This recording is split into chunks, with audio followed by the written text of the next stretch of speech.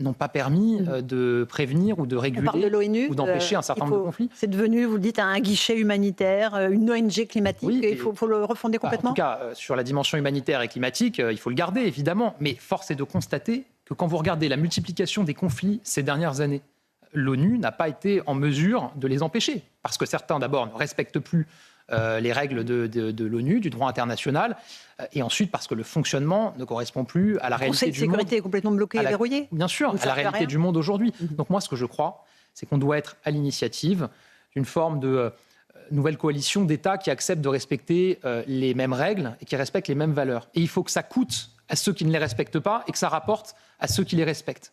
Et ensuite qu'on puisse étendre cette sphère d'influence. C'est comme ça qu'on arrivera à apaiser le monde, ce qui doit être pour moi notre objectif. Et quand on parle des règles internationales, Laurence Ferrari, il n'y a pas que ces questions géopolitiques, il y a aussi les questions commerciales.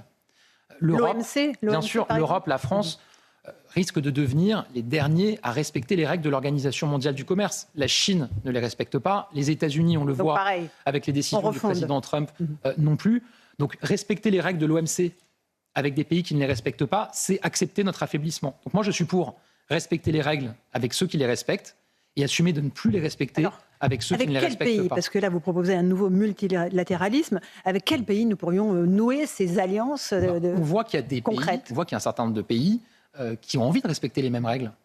Il y a évidemment les pays du cœur de l'Europe. On peut ajouter le Canada, on peut ajouter le Royaume-Uni, on peut ajouter la Norvège, on peut peut-être ajouter l'Australie, le Japon. Bref, vous savez, il y a plus de petits poissons que de gros poissons dans le monde. Et donc, ils ont plus intérêt à s'allier et à avancer ensemble face à des grandes puissances qui réaffirment des volontés impérialistes et qui acceptent de ne plus respecter aucune règle.